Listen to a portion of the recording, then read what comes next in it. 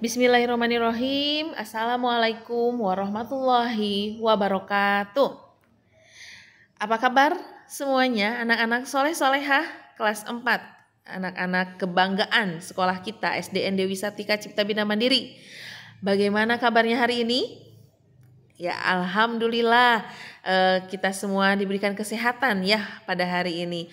Dan sebelum kita belajar, kita doakan dulu untuk teman, saudara, orang tua, guru yang mungkin hari ini sedang sakit.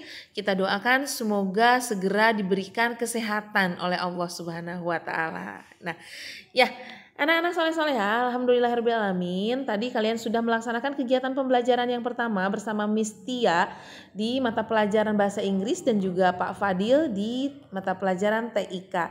Kita akan mulai kegiatan pembelajaran selanjutnya yaitu di mata pelajaran matematika ya. Nah, kali ini kita akan belajar matematikanya ini luar biasa nih, spesial. Kenapa dibilang spesial? Karena kita kali ini belajar matematikanya tidak usah berhitung. Ya, kita tidak usah berhitung. Lalu apa yang akan kita pelajari hari ini? Kita akan mengenal lebih jauh tentang garis. Ya, Ibu yakin kalian sudah sangat sering mendengar kata garis ini ya. Dan Ibu yakin juga kalian tahu garis itu seperti apa. Ya, Ibu yakin kalian tahu. Sekarang kalau misalnya Ibu suruh pejamkan mata, coba pejamkan matanya, tangannya angkat ke atas, lalu silakan coba bikin garis di langit. Set. Bisa? Ya, Ibu yakin kalian bisa. Ya kan? Ya, karena garis ini memang sudah tidak asing lagi di telinga kita ya, kita sudah tahu. Lalu kita tahu nggak sih apa itu garis pengertiannya ya? Lalu kalau misalnya di telinga kita sudah tidak asing, tapi artinya kalian tahu nggak garis itu apa? Nah, untuk itu di kegiatan pembelajaran kita hari ini kita akan membahas tentang garis dari mulai pengertiannya, sifat-sifatnya dan juga jenisnya ya. Nah, di sekitar kita ini banyak sekali benda-benda yang bentuknya menyerupai garis. Salah satu contohnya adalah ini. Nih, ada yang pernah lihat ini? Ada di rumah ya. Lidi. Nah, lidi ini adalah salah satu contoh benda yang bentuknya menyerupai garis. Betul ya? Panjang ya, garis. Nah, ini adalah contoh benda yang bentuknya menyerupai garis. Lalu, apa sih garis ini pengertiannya? Nah, ini nih ada artinya nih. Garis adalah deretan. Itu salah ngetik ibunya ya, bukan deratan. Deretan titik-titik yang saling bersebelahan dan memanjang kedua arah ya. Garis adalah deretan titik-titik yang saling bersebelahan dan memanjang kedua arah. Nah, garis digambarkan sebagai garis lurus ya, garis digambarkan sebagai garis lurus yang kedua ujungnya itu memiliki anak panah. Nah, seperti gambar ini ya. Jadi, garis itu digambarkannya garis lurus yang kedua ujungnya memiliki anak panah seperti ini. Maksudnya anak panah ini apa, untuk apa? Ini artinya bahwa garis itu jika ujung satunya, ujung yang kanan kita tarik terus panjang ke atas, itu tidak akan ada habisnya ya. Terus tidak akan ada terputus gitu. Yang kiri juga sama, ada tanda panahnya, artinya ketika ditarik terus garisnya maka garisnya akan terus memanjang tanpa terputus gitu ya. Nah, tak terhingga panjangnya gitu.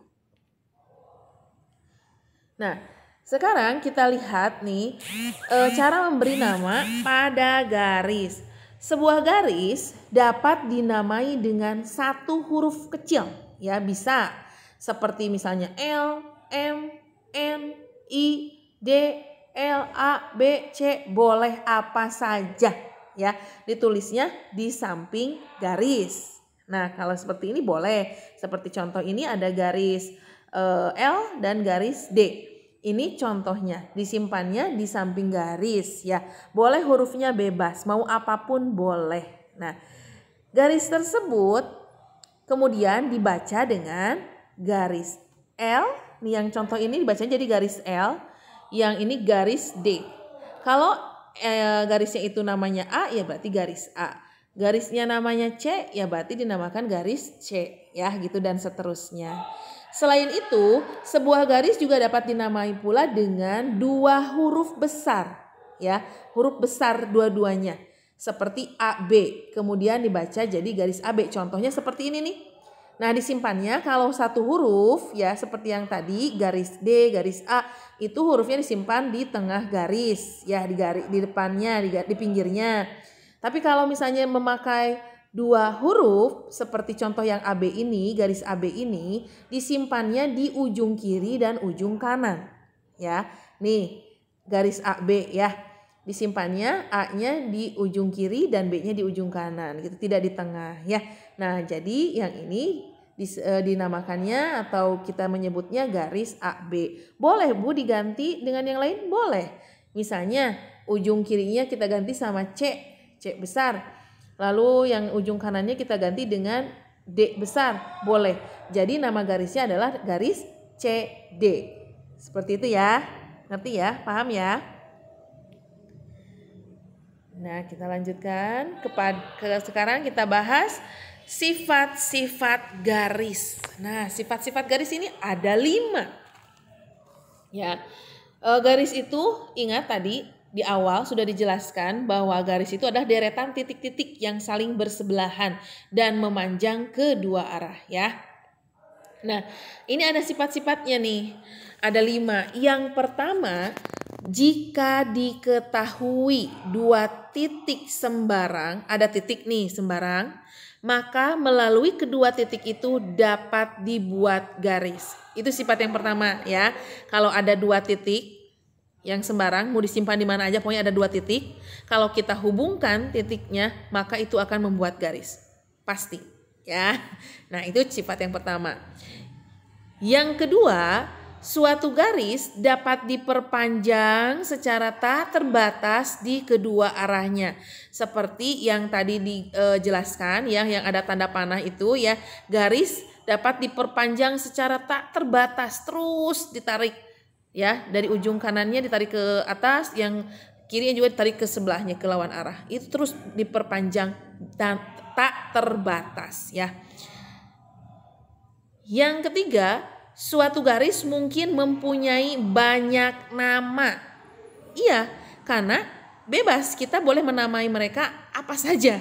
Ya, seperti yang tadi dijelaskan di sebelumnya, kita boleh pakai huruf L, M, A, B, C, D, E, F, boleh terserah gitu ya. Nah, makanya suatu garis mungkin mempunyai banyak nama. Sifat yang keempat, tidak mempunyai pangkal dan ujung. Ya, kalau garis tidak ada pangkalnya dan ujungnya. Terus kan tak terhingga ditarik, terus ujungnya tidak tertinggal. Nah, yang kelima, panjangnya tak terhingga. Itu adalah sifat-sifat dari garis. Nah, sekarang kita maju ke macamnya, jenisnya. Garis ini dibagi menjadi 3 jenis. Ada garis sejajar, ada garis berpotongan, ada garis berimpit. Ya, ada garis sejajar, ada garis berpotongan, dan ada garis berimpit. Kita akan bahas satu-satu ya. Kita mulai dari garis sejajar nih. Pernah nggak kalian menggunakan tangga? Nah, seperti ini tangga nih. Ada yang pernah? Ya, jika diperhatikan nih, kita perhatikan tangga yang ada di gambar ini nih. Jarak anak tangga itu pasti sama. Ya, jaraknya tidak ada yang beda gitu. Jarak dari anak tangga ke satu, kedua itu jaraknya sama. Dan tidak saling berpotongan. Ya, masing-masing semuanya. Tuh, terus. Maka masing-masing anak tangga tersebut dikatakan saling sejajar. Nih anak tangga yang ke atas ini ya, ini saling sejajar. Nah yang panjangnya ini, yang panjangnya kan ada 2. Nah itu sejajar dengan yang panjangnya lagi. Kalau yang anak tangganya nih, yang kecil-kecilnya itu sejajar dengan anak tangga yang lain. Nah sejajar itu seperti itu kalau lihat dari tangga ini. Jika 2 anak tangga dimisalkan dua garis lurus, misalnya garis A dan B ya. Nih, jika dua anak tangganya dimisalkan dua garis lurus A dan B, maka garis A dan B itu sejajar ya. Ditulisnya seperti ini nih kalau sejajar nih. Ada tanda ini ya. Nah, dua garis miring dua itu sejajar. Jadi A sejajar dengan B. Dibacanya seperti itu. A sejajar dengan B ya. Kalau ada tanda miring dua seperti ini dibacanya sejajar. Oke? Nah, sekarang perhatikan garis di bawah ini nih. Ada dua contoh. Nih, ada garis AB dan ada garis MN. Garis AB ini sejajar. Garis MN tidak sejajar. Kenapa? Nah, alasannya nih, yang pertama, garis AB sejajar karena tidak berpotongan bila diperpanjang garisnya. Ya, ketika ditarik garis A terus kepanjang, B juga ditarik, tidak akan saling bertemu, tidak akan saling berpotongan, dan itu disebut dengan garis yang sejajar. Sedangkan garis M dan N tidak sejajar karena ada perpotongan bila kedua garis tersebut diperpanjang. Oke. Nah, sekarang yang selanjutnya adalah garis berpotongan. Dua garis dikatakan berpotongan jika kedua garis tersebut memiliki satu titik persekutuan atau potong ya. Dua garis dikatakan berpotongan jika kedua garis tersebut memiliki satu titik persekutuan atau potong. Perhatikan gambar di bawahnya nih. Nih ya, ada garis G dan garis H. Nah, ini kan berpotongan. Kenapa disebut berpotongan? Karena ada dua garis. Ya. Ada satu titik potong. Nah, ini nih titik potongnya. Kalau tadi yang ini nih, kalau yang garis sejajar itu tidak ada titik potongnya, ya masing-masing sendiri. Tapi kalau ini ada titik potongnya. Nah, itu garis potong. Garis G dan H saling berpotongan karena memiliki satu titik potong. Seperti itu. Nah, yang ketiga ada garis berimpit. Nah, untuk mengetahui garis berimpit ini, Ibu ambil contoh jam. Nih ya, untuk mempermudah memahami garis berimpit, coba lihat jarum jam 12 ini nih. Pada saat jam menunjukkan pukul 12 tepat, ya, jarum panjangnya tepat berimpit dengan jarum pendeknya atau berada pada satu garis lurus. Ya, ketika jam 12 tepat, itu jarum pendek sama jarum panjangnya berempetan. Jadi seperti ada satu garis, satu jarum aja ya. Padahal ada dua jarum tapi berimpit. Nah, ini contoh dari garis berimpit. Dua garis untuk apa namanya? Dua garis dikatakan saling berimpit ya apabila dua garis tersebut memiliki lebih dari satu titik persekutuan atau potong. Ya, yang terletak pada satu garis lurus saja. Kalau tadi garis berpotongan itu memiliki satu titik potong, kalau garis berimpit memiliki banyak, ya, memiliki lebih dari satu titik potong, ya, yang terletak pada garis lurus saja. Nah, silakan perhatikan gambar berikut untuk menjawab soal tugas hari ini, ya. Ini gambarnya. Ya, silakan jawab 5 soal ini ya dengan melihat gambar yang ini. Ya, jadi jawabannya berdasarkan gambar ini. Silahkan. Nah, ini silahkan ditulis dengan soalnya ya.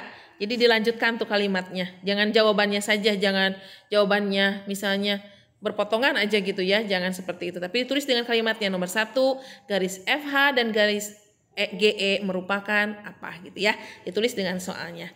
Nah, mungkin itu saja pembahasan kita hari ini. Seperti biasa, Ibu mohon maaf karena waktu yang terbatas, jadi pembahasannya juga selalu cepat dan juga Ibu tidak bisa bertanya kalian mengerti atau tidak, tapi semoga mudah-mudahan materi hari ini bisa dipahami ya.